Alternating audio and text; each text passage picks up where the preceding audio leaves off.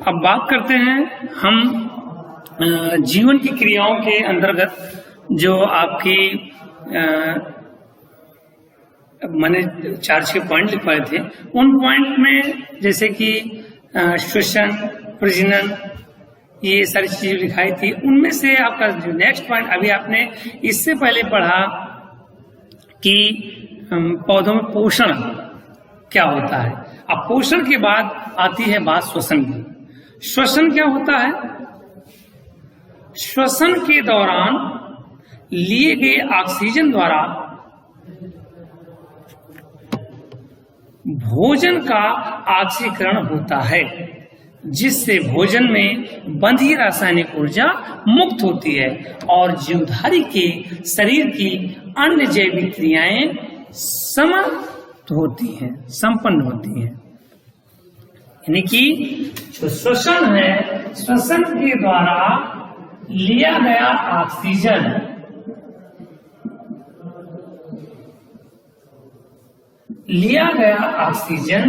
क्या होता है?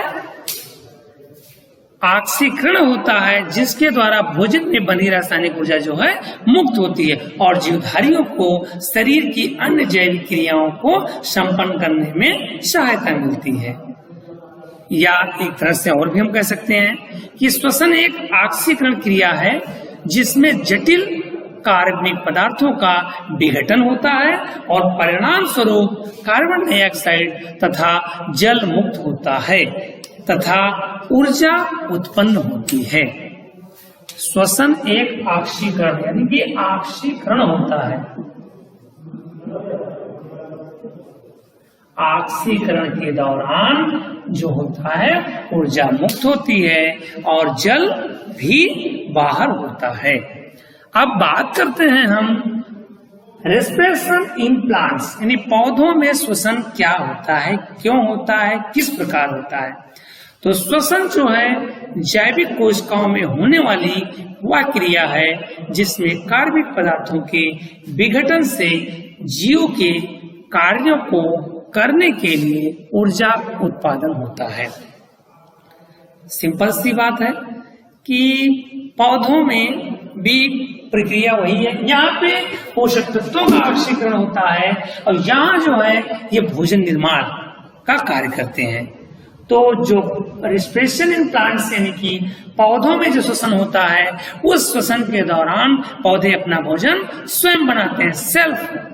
तो इस प्रक्रिया को क्या कहा गया? श्वसन। यानी कि श्वसन जैविक कोशिकाओं में होने वाली वह क्रिया है जिसमें कार्बनिक पदार्थों के विघटन में जीवों के कार्यों के करने के लिए ऊर्जा उत्पादन करता है या होती है।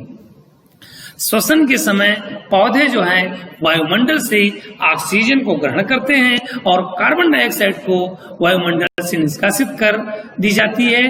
और श्वसन पौधों कोशिकाओं में निरंतर होने वाली क्रिया, यद्यपि दिन के समय प्रकाश की उपस्थिति में हरे पौधे में प्रकाश संश्लेषण की क्रिया भी होती है। श्वसन के समय निष्कासित कार्बन डाइऑक्साइड जो होती है प्रकाश संश्लेषण की क्रिया में उपयोग कर ली जाती है, जिसके परिणाम स्वरूप वायुमंडल में कार्बन डाइऑक्साइड तथा ऑक्सीजन का संतुलन बना रहता है। श्वसन को निम्नलिखित हम इस फार्मूले के द्वारा समझा सकते हैं। एक चीज बच्चों ध्यान रखिएगा कि श्वसन पौधों के द्वारा दिन में कार्बन डाइऑक्साइड को पौधे ग्रहण करते हैं सूर्य की उपस्थिति में, जबकि रात में जब ये श्वसन करते हैं तो ये ऑक्सीजन ग्रहण करने लगते हैं और कार्बन डाइऑक्साइड को बाहर निकालते हैं। तो इस प्रक्रिया के द्वारा वायुमंडल में यानी कि वातावरण में जो है ऑक्सीजन और कार्बन डाइऑक्साइड का एक संतुलन बना हुआ है। अब बात करते हैं हम कि इस रेस्पिरेशन यानी कि श्वसन के दौरान भोजन का निर्माण पौधे कैसे करते हैं। तो C6H12O6 एक ग्लूकोज होता है, ये ऑक्सीजन और कार्बन डाइऑक्साइड की ऑक्सीजन के साथ क्रिया करके कार्बन डाइऑक्साइड और जल तथा 38 ATP ऊर्जा जो है बाहर निकलता है। अब ये प्रक्रिया होती कैसे है? पौधों में जो होते हैं, जो पत्तियां होती हैं, उनमें रंध्र होते हैं और उन रंध्रों के द्वारा जो है आपका श्वसन होता है।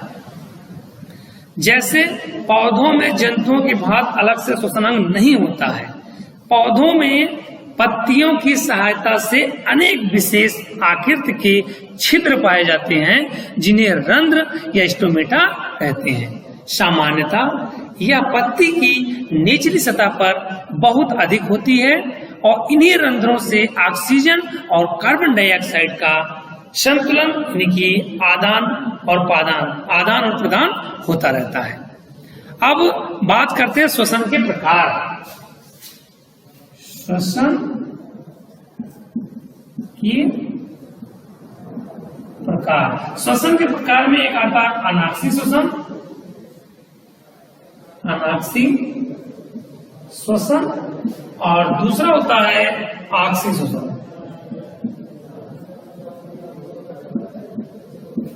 आक्षी श्वसन और अनाक्षी श्वसन दो प्रकार के होते हैं।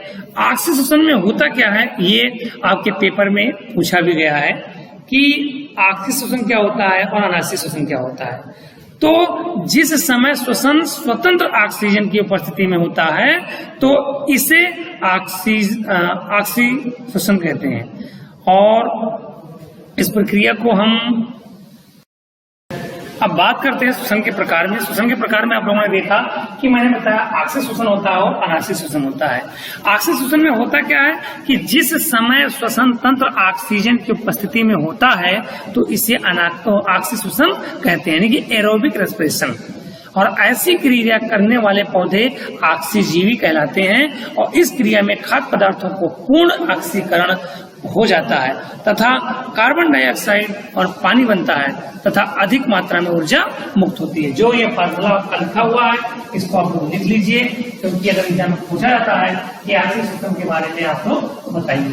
तो C6H12O6 ग्लूकोज, ऑक्सीजन और कार्बन डाइऑक्साइड जो है जल के साथ जब ये क्रिया कराई जाती है तो 6CO2